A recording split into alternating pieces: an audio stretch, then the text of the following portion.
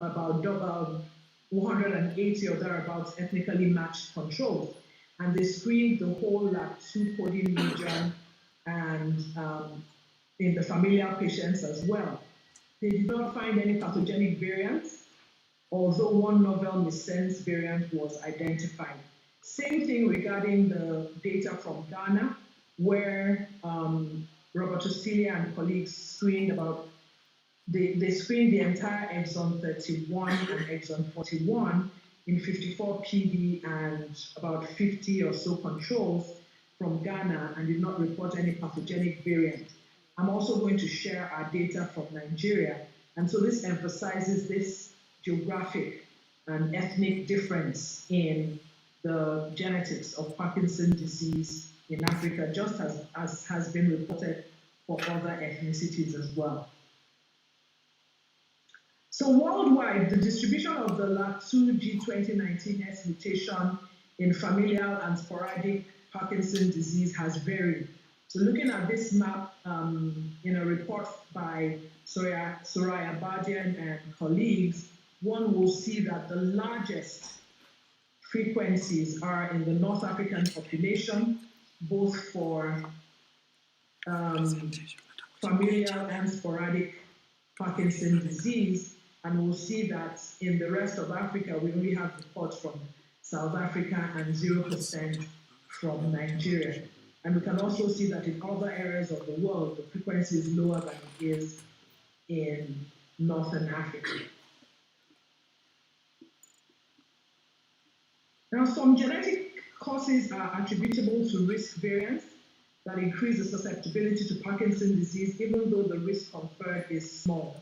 But these are still very important clues to genetic architecture of apparently sporadic Parkinson's disease. And of all these genetic variants, the GBA variants are the most common genetic risk factor for Parkinson's disease globally.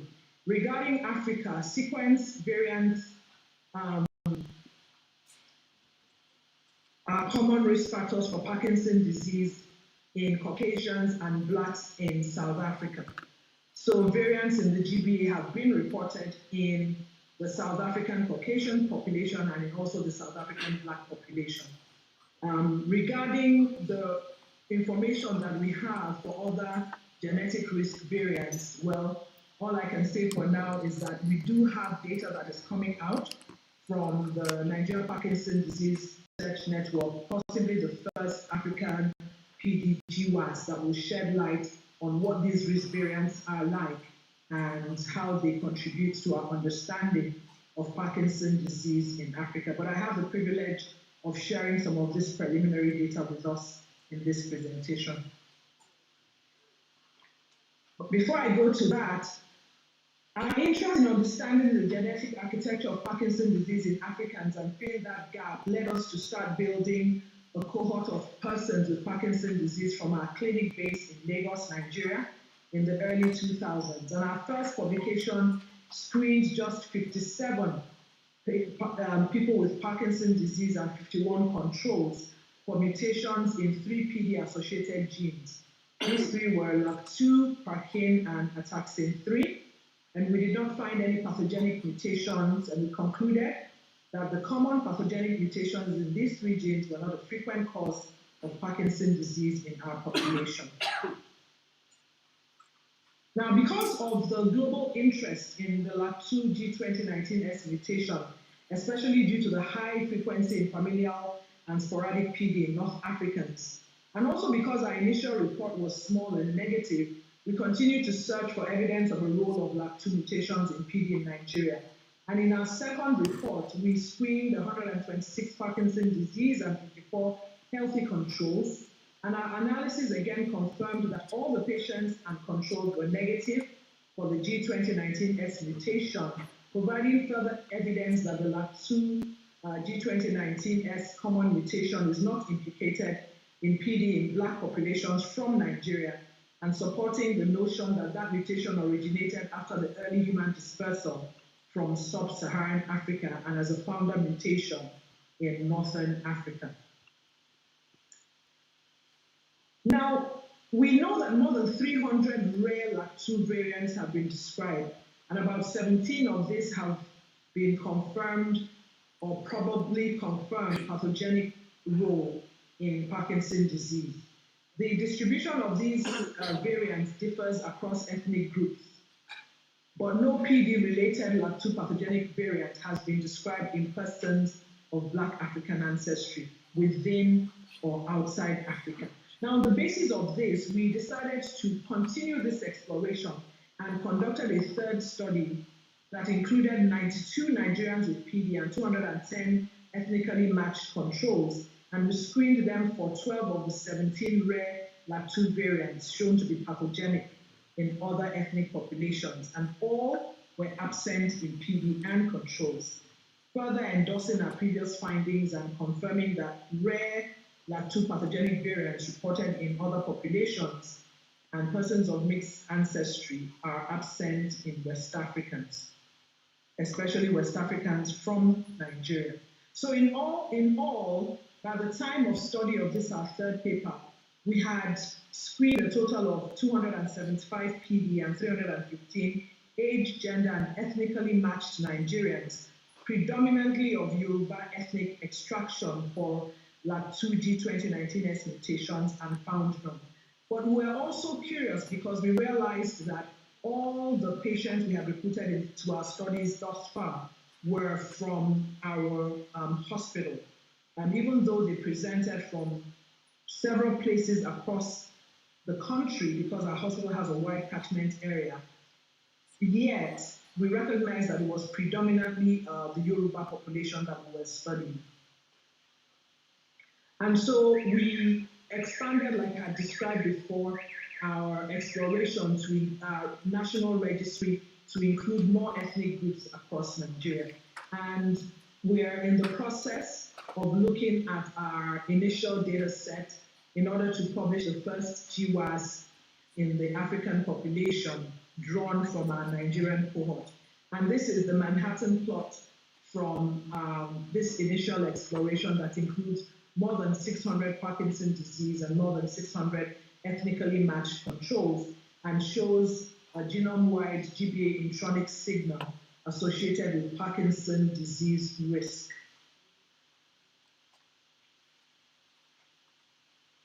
We also are looking at our data to see how it matches or measures up to the publication by Niles et al. And of the 90 loci identified by Niles et al. In their 2019 meta-analysis, 74 variants were found in our cohort, and the polygenic risk score predicts status between PD and healthy controls, and does so significantly. So we're very excited about these findings, and though these results are preliminary, we hope that in a short while from now, we'll publish more refined data from these GWAS.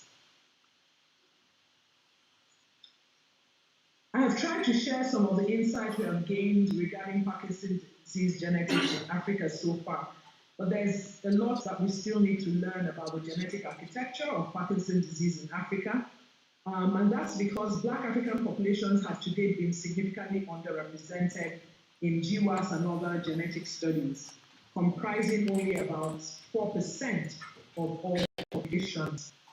However, the cherry news is that several initiatives are currently in place to bridge this gap, and this is enabled by collaboration with international colleagues and networks that are committed to funding Parkinson's disease research and bridging the diversity gap, and particular mention of the Global Parkinson's Genetics Program. So on our part, to help achieve this objective of expanding the reach of our genetics studies, like I said, we've established our Nigeria Parkinson's Disease Registry that has expanded now to all 6 regions of the country, covering 32 of 36 states and the Federal Capital Territory, and involving nearly 50 neurologists across the country. And since starting the registry in January 2017 with just 1 site and 120 PD cases, we have grown to, by July 2022, we have recruited about 1,700 Parkinson's disease patients and an equal number of ethnically matched controls, and we're preparing to expand that number to 2,000 shortly over the next few months in order to contribute data for the largest cohort of persons with Parkinson's disease from Africa.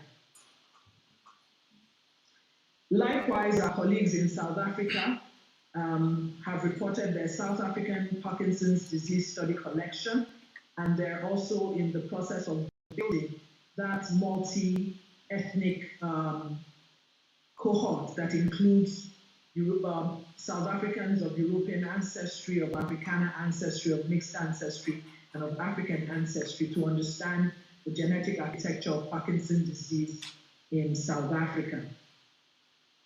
And the International Parkinson's Disease Genomics Consortium, the Africa section, in collaboration with about 12 African countries, is pursuing building the largest cohort of Parkinson's disease and controls in Africa to reach about 4,000 PD and 4,000 controls over the next couple of years. That collaboration includes academic institutions in 12 African countries that are spread across all the regions of Africa, and collaborating with the Institute of Neurology, University College London, and the National Institutes of Health, Bethesda, Maryland, and they're funded by the GP2 program as well. And my final slide describes the GP2 program. So the mission of the GP2 is to further understand the genetic architecture of Parkinson's disease, and the idea is to genotype diverse participant groups and study highly suspected monogenic forms of PD as well. And in support of this mission, GP2 continues to collect diverse cohorts from around the world through collaborations and through openly sharing data, processes, and results. And so creating a very respectful collaboration. We can see that there are a number of African countries that have already joined the GP2 effort. These are my acknowledgements for the GP2 Africa GWAS, and include the Africa team, the Data Technica team, the University College London team, and the team at the NIH led by Andy Singleton. So thank you very much for your attention, and I'll be available to listen to your comments, understand your perspective, and also answer questions. Thank you.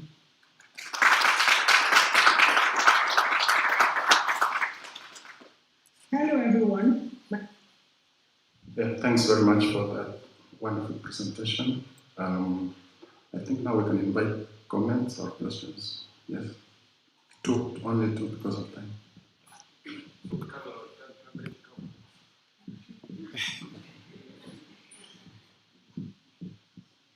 Thank you, Prof, for this wonderful presentation. I am Wa'id from Egypt, so you included in one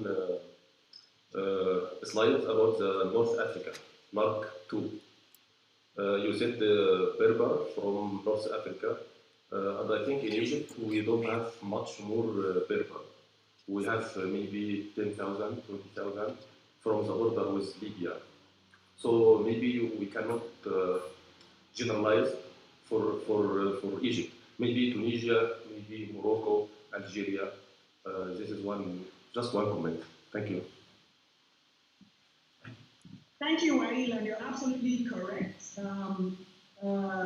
that indeed, even within African regions, we realize that we cannot generalize because there's a lot of ethnic variability and so forth. So your comment is well taken and is acknowledged. Even within our Nigeria population, we realize that within Nigeria, we have about 500 ethnic groups.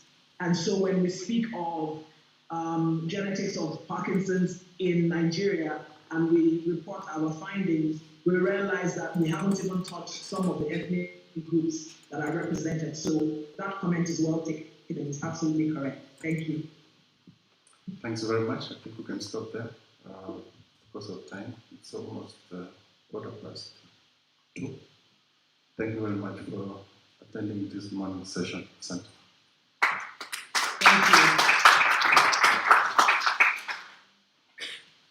Thank you, Prof. That was really fantastic. We can't help to hear more. You're welcome to stay with us a long time of the day. Now it's time to have a health break. If you can do 30 minutes, it will be good. It's a lunch break, sorry. And boss, you're still the way. Dr. Misaki, make sure we all come back here 30 minutes from now. So lunch begins now. I think it's ready. Let's partake of it, increase the sugar levels and come back. Thank you.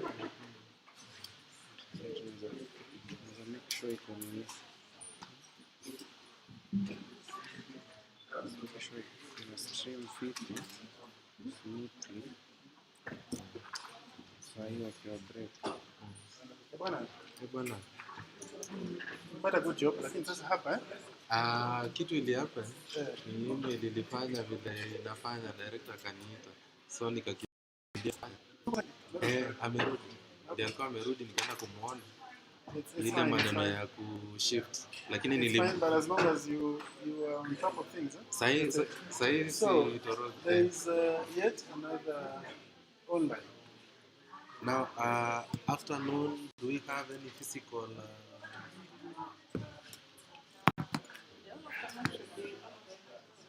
All afternoon is online.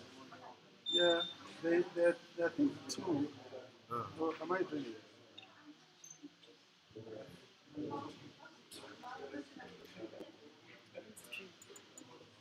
There is Zakia with a taxi.